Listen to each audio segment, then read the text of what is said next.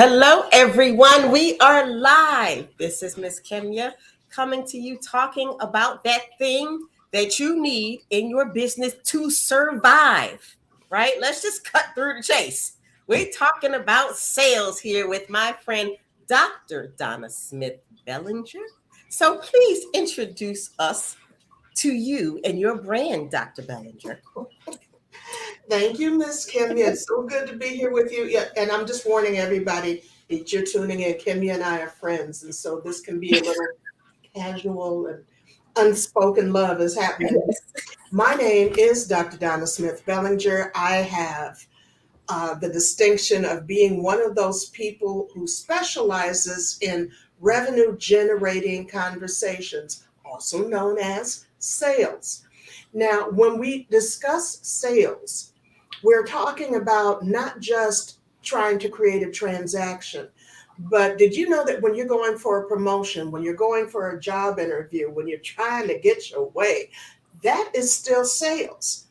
And the basic premise of all of those conversations is the same. And we're going to talk about three things that you may be overlooking right now that can help you to have your way with people. And as you can probably guess, now you see why I'm interviewing Donna already. Already, you're like, okay, yep, we see where this is going. Hello, ladies. Cassandra's here, Lynn's here, Sharon. Hello. Everybody's waiting on this because we know when she speaks, we listen and we take notes. I got my pen here because I'm probably taking notes as I'm talking to you. But, it's funny, like you said, sales is not just about the transaction. There are so many other things that we don't even think about that are sales conversations. And of course, I learned this from my friend right here. I never thought about that before. But then when you go beyond a transaction and you think about how many sales conversations you can have during the course of a day, that's not, like you said, transactional. And so our sales manager on demand, our fearless sales coach, which by the way, everybody loves that word. I love that word because who doesn't want to feel fearless when they're selling themselves? Whether you are an employee, like you said, at work negotiating, or whether you are an entrepreneur trying to increase your revenue and trying to close a deal, it's all sales. And you need to be fearless because when you are confident in what you're doing, the person you're talking to knows it. And that's when you feel fearless. That's when you feel like you can conquer the world. But a lot of people are not fearless. They're not confident when they're selling because if you see any of my posts, what do people say about sales? Sales is icky. What do they say about sales? They're scared of sales. They don't like selling. I don't know how icky hasn't gone away, like words like groovy. Like groovy is like gone. Icky has been around since I was a kid. We can tell that was wow. But that's a word that just won't die. Yes. You know. Right? See, we know Donna. See, we know she started dropping nuggets. You're like, wait a minute, what do I need to say? And it's so funny. Like Lynn says, love the idea of being fearless. We all do it, and we all want to build our confidence when it comes to selling. Because the more confident we are, the more fearless we are. The more fearless we are, the more we can close those deals. The more effective we are. We are so much more effective when we're confident and fearless. Mm-hmm. We have a tendency, and people who have worked with me have heard me say this a lot. You hear people say, draw a line in the sand. You need to draw a line in the sand and da da da da. Here's the thing that they don't tell you. They should, but they don't. You draw the line in the sand behind you, not in front of you. The purpose is not to create yet another barrier, something else you have to overcome, something else you have to think about. It's behind you. Why? Because this is the stuff you've already done. This is your future. All right, so like that. That's what you have to do. Yes. And that means that we're both on the same side of the line. So it's not a combative situation. Because I think of line drawn in the sand. I'm a goofball. I love cartoons. So I think of Bugs Bunny when he draws his foot in that line in the sand. But that's a combative technique. It's a barrier. It's a barrier. That line is intended to be a barrier. One of the other things, I was at a networking event this week, and it was so funny because one of the ladies was talking about pronouns and how people are identifying themselves with their various pronouns. And I was like, no, I don't play that. And they were like, well, it's just to do this and do that. And that's wonderful. And if you like it, I love it, but I'm not going to do that. Well, how come you feel that way? Because I have been labeled my whole freaking life. And I don't need one more label to think about. I don't want people to think about me as a she, her, or any other stuff. I want them to consider me as who I choose to be, which is a talented, engaging, effective businesswoman. Come on now. I just smacked your hands. Come on now. I know people like, yes. I see y'all clapping. It's up to them. It's up to them. I'm not saying anybody's wrong. I'm saying, how we say, but for me in my house, I'm not playing with that. Yes. It's a distraction for me. It's a distraction. But I know you asked me to come on here and talk about 3 things. Yes. Yes. What was it? 3 keys. 3 keys to having a fearless sales conversation. That. Yes. Okay, cool. Help some folks, me included. All right. Be more fearless. And again, for those of you who don't already know me, I've got over 40 years in sales. Well over 40 years in sales. Anyway, and I'm not talking about selling t-shirts, although I've done it. And I'm not talking about selling cosmetics, although I've done it. But what I cut my teeth on was sales and education and sales in what they called high-ticket sales. High-ticket sales. And in those instances, I found that I was, again, dealing with a whole bunch of labels. So at that time, I was too young. Then later, I was too old. I was always a woman. And I was always a person of color. However, when you make people enough money, they don't care what you do. They don't care what you look like. They're not even bothered. So the thing that you need to remember, first of all, beautiful audience, handsome audience, is this. Regardless to who writes the check, you are in business for yourself. Regardless to who writes the check, you are in business for yourself. What does that mean? When you walk into the office, your job is to make them enough money that they keep you. A job is not a favor. When you cease to make them money, when you cease to affect their bottom line, guess what? Oh, we're an at-will state, and our at-will says, no, thank you. You can leave now. As a friend of mine, Dee Bowden, says, okay, you can go to your cubicle, pack up your plant, and leave. That sounds like Dee. Pack up your plant and go.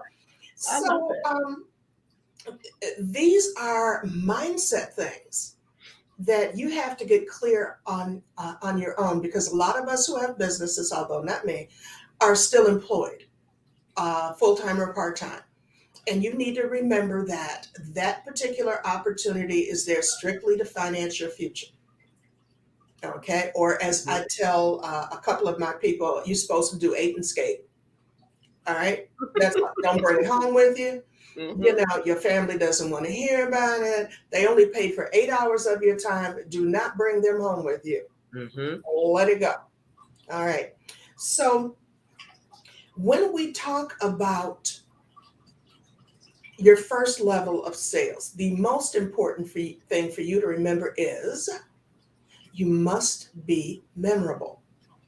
You must be memorable. Patricia Fripp said that it is not your customer's responsibility to remember you. It is your job to make yourself memorable. And that's what you need to remember. How many people did you meet last week, and can you list them?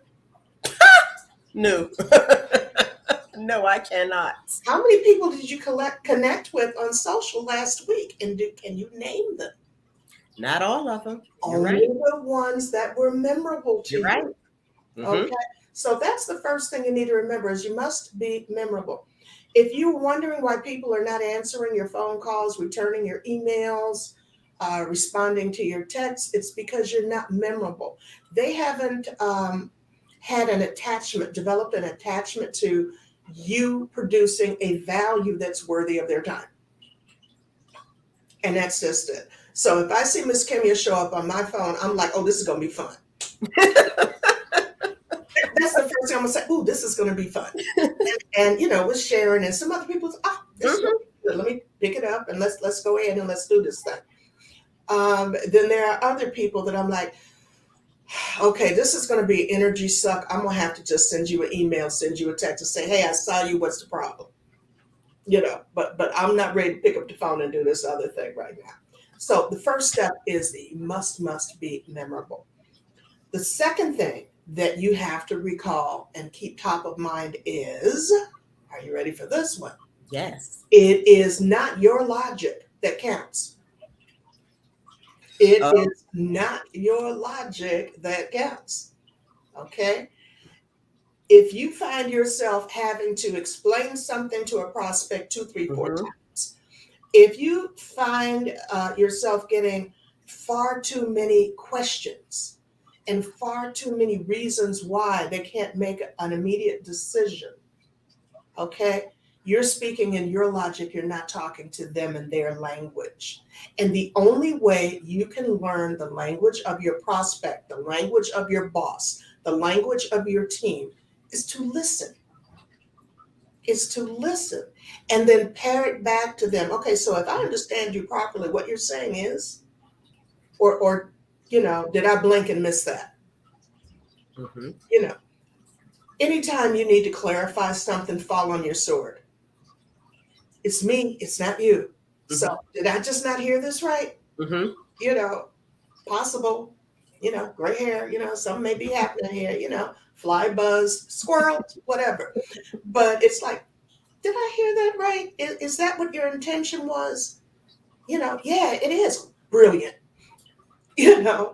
Great. Got it. High five, whatever. But you want to make sure that they feel heard. And I will tell you that 2, 3, but I'll just talk about 2 of my clients this week have come to me with wonderful success stories regarding new positions that they have accepted. They didn't beg for them. They weren't scared. None of that. They have accepted positions that are giving them, on average, a $20,000 to $30,000 raise from where they were. All right. Right. And the reason is because I taught them how to listen and then give that information back to the various people involved in those different people's language. So if you're talking to a boss and every time you're talking to him, you two are bumping heads because you haven't learned his language. And he's the boss. He ain't got to change too much. The only thing he needs to change is you if you're getting in trouble. Yes. So one person in particular had 2 bosses and we had to deal with them 2 different ways, but it only took one action. Okay. And that's how it went. My client was very, very detail oriented. And so she loves to give all of the minutia in any report she has to do, all of the little ticket. Okay. Terrific. But one of her bosses is a bullet point person. No, just give me the high level. If I have a question, I'll ask that question. So here's what we did. Do the presentation the way you want to do it. Do the report the way you want to do it because you and boss B are alike. Right? But for this other one, extract the bullet points and then make it available to him. And for the one who wants all the details, say, now, I also have a briefer version if you need to share this with someone else. So it's one action, one report, 2 different methods of communication, and that's what it is. And with the other one, it was learning how to speak the language of the team. All right. And being able to understand what their different talents are and where they want to wind up. That's all management and leadership is. Mm-hmm. Okay, and so those people are. I'm just so excited for them. And of course, my third person, I'm just so excited because he sent me a text and he said, I did my pitch at a competition. I came in third. I got $7,500. All right. Yes. Yes. You know, Awesome. Awesome. absolutely awesome. But see, these are the things that I am very engaged in. I Mm-hmm. want to see you succeed. I am not trying to sell you my 10 steps to do this, my 6-month Mm-hmm. program to do that. I'm not trying to sell you $50,000 to whatever. It's like, where are you now? Where does it hurt? What steps do we need to take to get this first monkey off your back? Then we Mm-hmm. can deal with the rest of it. And Yes. I ask the really hard questions. And Kimmy, you've been in some of my stuff. I ask Yes. the hard questions. Yes. So But take I a love quick that. breath. Go Oh, ahead. that's awesome. And in case you are a business owner who's thinking, well, that's for an employee. No, that is completely 100% applicable to entrepreneurs. Because if you apply those principles to your sales conversations when you're drafting a proposal, you have to know if you have a bullet point person that you're sending this a proposal to, or if you have the detailed minutia person. So it is 100% applicable, which is why I love talking to Donna, because these things that everybody experiences, you can apply these principles that she teaches you no matter what your position is, like you said, because basically you're always selling. And I love that you said a job is not a favor. I almost hollered, but I forgot we were on live and I can't holler because that is so true. A job is not a favor. A client is not a favor. And you have to recognize that you need to position yourself, like you said, as memorable, as understanding the language. And like you said, if you listen and you read between those lines, they're not going to say they're a bullet point person. They're not going to say they're detail oriented. But when you are learning from Donna and she shows you what to look for and how to listen, you got to learn how to listen. Everybody doesn't listen the same. And so I love those examples because I'm just sitting here replaying how when I'm having transactional sales conversation, you do have to pick up on what that other person is saying so that you know how to respond, which means you really do have to listen and be perceptive about what they like, what they want, what they need. And so I love those examples. And on top of that, they making more money. I like that. I know. That's awesome. That's awesome. Because when I am working with my clients, the promise that I make to them is I'm going to work with you until you make your investment back. I just, and generally it happens real quick, which is why some of my clients have been with me for years. Mm-hmm. They go, then they come back, and Mm-hmm. they go, then they come back. And Yes. you know that too. I'm going to give Mm-hmm. you the third thing that you need to consider with your sales. Okay. You rely on one method of communicating with your clients for the most part. Far too often I'll talk to people and I'll say, okay, so how do you promote your business? Where do you get your clients? Through social media. And, oh no, it's an online business. It's through social media. Really? Mm-hmm. Okay. Or I do events. I do a lot of networking. That's nice. And, so please don't check the box when it comes to your visibility, because you do need to be memorable. So even if you're like, I want to be the next Amazon, that's wonderful. Do you all realize the other things that Amazon does to remain memorable, or any successful online company? Number one, they remain engaged with their clients. Mm-hmm. Number two, there is some type of follow-up and customer service occurring to keep you in the conversation. So don't just think because people are clicking on your website and they're buying the little things, that is so transactional. So do you want to wait until they're in the mood? Or do you want to do what I train my clients to do, which is how to get more clients, how to sell more to their existing clients and how to increase referrals. And far too often, our margins are so narrow that we can't afford to give anybody anything significant for sending us more business. But that's a whole nother thing that I charge for that. Yes. But you don't want this to be transactional, a one and done, because that means you are always fishing. You are always fishing. The other thing, though, is you don't want to get one or two or even three really strong clients and think, okay, well, now I don't have to do anything. Mm-hmm. If COVID taught us anything in the world, COVID taught us that, the economy giveth and the economy taketh away. So you need to have multiple streams of revenue, and you need to not be a one-trick pony when it comes to the way you communicate with your prospects or your clients. Remember, when you are looking for referrals, well, nobody ever gives me referrals. Number one, are you asking for them? Cricket, cricket, cricket. Mm-hmm. And number two, are you still giving to them? My clients are always getting little articles and links and sometimes invitations and things like that, just so I let them know I'm always thinking about you. Mm-hmm. They got that commercial out right now, never not working. Well, but that's the way you have to be. Mm-hmm. You want to keep people loyal to you. Mm-hmm. Because if they are loyal to you, if they respect you, hopefully they are going to use you as an example of the quality of person they hang out with.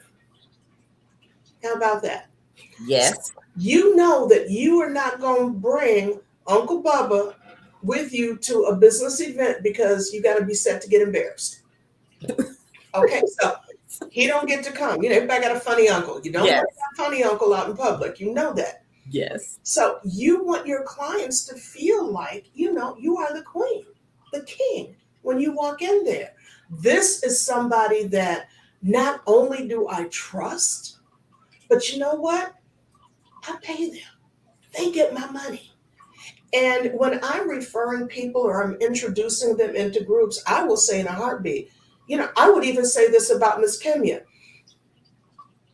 I will tell you that she is extremely learned in what she does, that she delivers quality to all of her clients, that she over delivers. She doesn't just hit the bar, she over delivers. And how do I know that? Because I've paid her. And if I gave her my money, I can tell you that this is somebody to do business with. This is someone you should know. Your clients should talk about you the same way. And they should know how to communicate your brilliance to other people without making themselves look less than. I don't want people to know that I had to get a coach. Yes. No, but you do want to let people know that you met someone who helped you to 5x, 10x, 11x the business that you had already built. That's what you want. I don't want people to know that I've had health challenges. They already know. Every ouch, ooch, I can't go. Yes. They already know. I don't know why we think we fool people all the time. We all pretty much know what's going on in your life. Mm-hmm. We can tell if your relationships are funky. We can tell if the job is funky. It's that unspoken stuff that you do. It's that unspoken stuff that you do. I can spot a single woman a mile away. I can spot an insecure woman a mile away. Brother man walking in his gym shoes, he's comfortable. She tip-tapping behind him in 3.5-inch heels. For what? That's so true. That's so true. For what? If I go to a conference or some other kind of thing and I see the folks with the 3-inch heels, I'm like, rookie. It's because you don't have anything worth talking about. Other than the shoes. Because I can walk in with my gray hair and my low shoes and pull an entire room. Mm-hmm. Okay, pull an entire room. Now, back in the day, yes, I did wear heels and things like that, and but believe me, when it got to be that time, they were gone. If I was on a convention floor, they were not even with me. They were at home. I didn't bring those things. Why? Because I can't make any money limping. Mm-hmm. I need to be able to cover ground. I don't need everything hanging out here because I don't want them looking here. I want them listening up here. That's what I want. You must be able in on more than one platform to consistently communicate your competence. You must be able to give them sound bites as to what it is that you do. You know, one of my taglines is moving your sales from sluggish to sensational. What? Okay, if that's something that you need, yes. And Mm-hmm. as Miss Kemya said, fearless sales conversations. Mm-hmm. Okay, because what you want is for the person you talk to ask, how can we work together? Or to say, you know what, I have somebody I need you to meet. Mm-hmm. That's what it looks like. So, the three things that I want you to consider are, first of all, you need to be memorable. Second of all, it is not your logic that counts. Speak your prospect's language. Thirdly, do not rely on one method. It's not just the newsletter, it's not just the social, and quiet as is kept. When you put a comma in that price, they're going to want to talk to a live body. They are going to want to talk to someone. And as a side note, make sure that the image that you project reflects that you are competent in handling the money that you're requesting. If you're asking for $5,000 and you look like, brother, can you spare a dime? No, that's Mm-hmm. not going to fly. That is not going to fly. That does not mean that you need to look like every dime you have is on your back with the bling or whatever, the suit or the red bottoms or whatever it is. You know, unless that's your brand and that's what you're selling, no. They need to know that you're not going to cut and run when they give you that check. So you want to make sure that you always represent your brand, figure out what it's going to be, represent yourself, and look like I make this kind of money every single day. Ain't no thing here in this conversation. This is what I do. Are you interested? You know, is this the result that you're looking for? It is. Oh, okay. Well, you know, the people who pay me are people who, Mm-hmm. yeah, the people who pay me are people in professional services. So I'm working with attorneys, I'm working with accountants and insurance people and realtors. I'm also working with people who are transitioning from corporate into their own business. And I work with small business owners who need to apply big business tactics in their small business. That's it. That's what I do. Yes. Oh, I have a challenge like that. Terrific. Let's schedule a time to talk. Yes. Oh, I love that. You never lead with price, and discount is a dirty word, but that's something else that I'll cover in tonight's webinar. So, Yes. in Speaking tonight's of, webinar, sales is not about wait and see. Do you want to get paid now or eventually? I'm going to be talking about how to get to the right people and have those conversations, how to avoid objections. Okay. I hear people talk all the time about refusal conversion.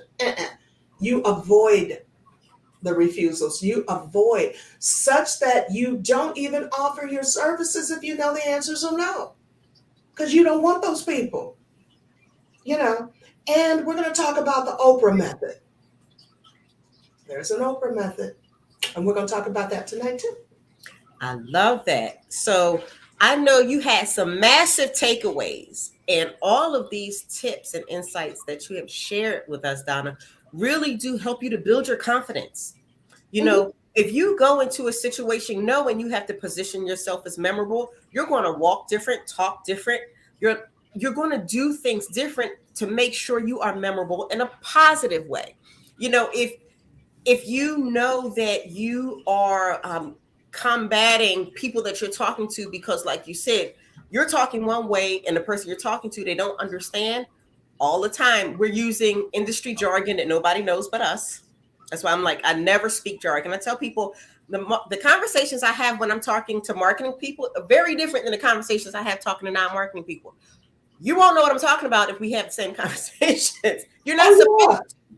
You're not You know, supposed. if I talk to most of my clients and I talk to them about sales enablement, Yeah. What? that sounds hard. Yes. That sounds hard. That sounds That like work. sounds, yeah, that sounds like work. But Yes. if I talk about getting your sales conversation and your web content and Mm-hmm. your social media all on the same page, Yes. Yes, yes, and I love that, and I love that you brought out that third one is having that one line of communication, because I hear myself saying it often. Like you said, okay, what are you doing? And like, what's the and? There are so many different things you can use to communicate with prospects, and like thank you you, said, Sandra. you know, it's I look at Coca-Cola, they still do ads. Everybody knows who they are and they still run ads. They still manage social media. Like you said, Amazon, these people, these big brands, the reason they got to be big is because they have more than one line of communication open. They are using all the avenues. And no matter what size your business is, you can apply those principles. You can do social media while networking, while doing referrals, while speaking. Those are all different lines of communication that everybody can do, but a lot of people just stay in their silo with what's comfortable. Oh God, please no. And the bottom line is that don't be afraid of those conversations because it's not icky. Going Mm-hmm. back to the way you Yeah. started, it's not icky. What it is service. Mm-hmm. And what you want to do is serve the person who will give you the very best testimonial of what their desired outcome was. That's all you want.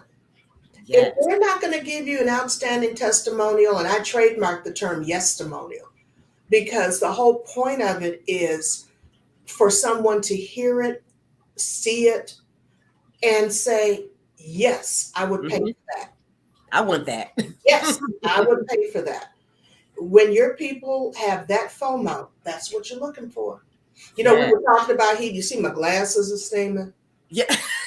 Yes. I probably need to turn the fan up before I do the webinar. Yes. So tell them about the webinar that's coming up. Okay, so not too long after this, it's going to be at the Mm-hmm. top of the hour. Mm-hmm. I am doing a webinar called Sales is Not About Wait and See. Do you want to get paid now or eventually? Now, today. Yesterday.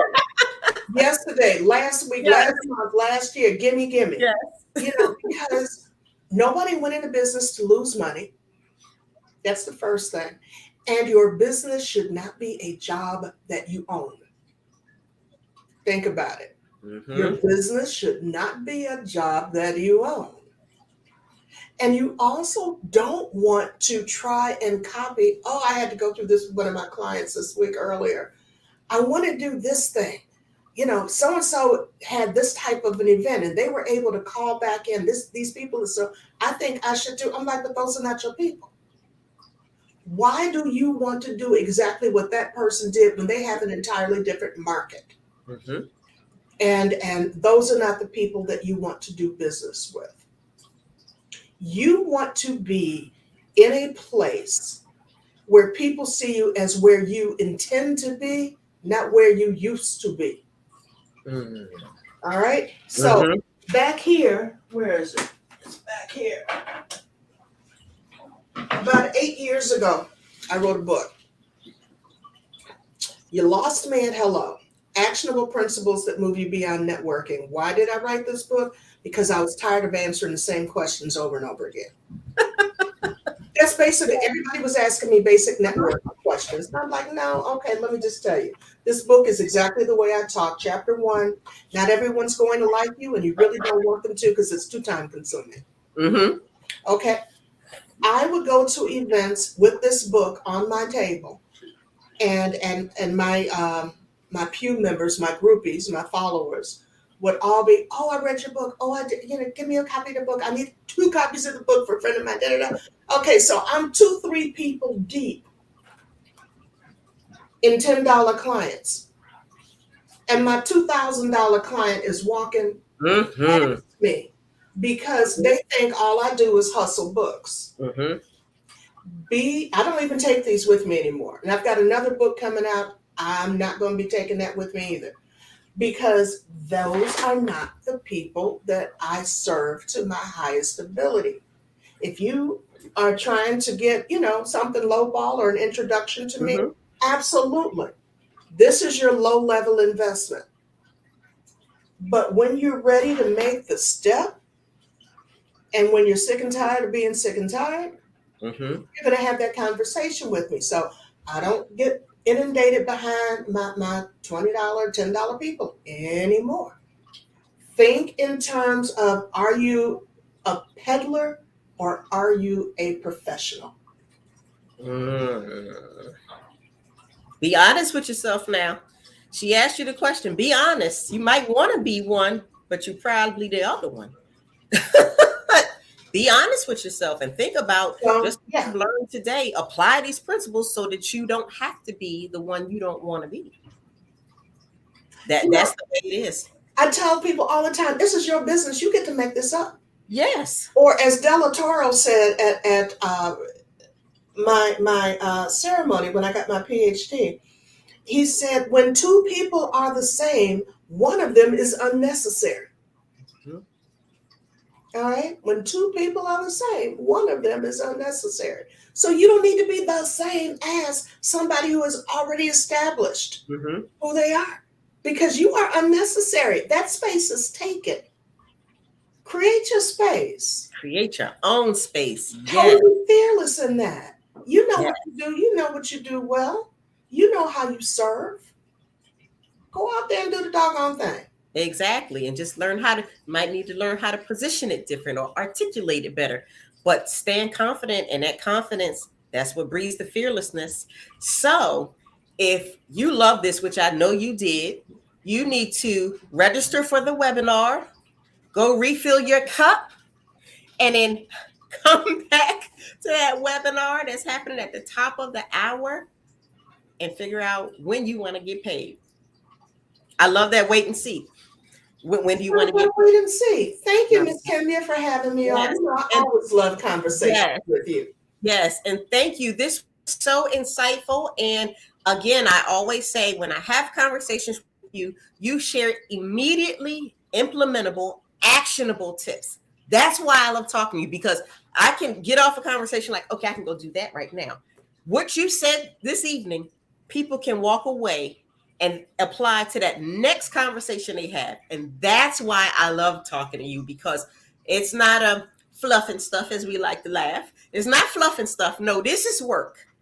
These are immediately implementable, actionable tips that you can apply to your next conversation and start being more fearless with the people that you want to serve, the people that you talk to on a regular basis. So again, register for the webinar that's happening at the top of the hour. Refill your cup. And until next time, Dr. Donna, is always a pleasure. I will see you soon. And thank you guys for watching, for tuning in. And if you are watching on a replay, please comment replay and let us know what your biggest takeaway is. Until next time, have a great day.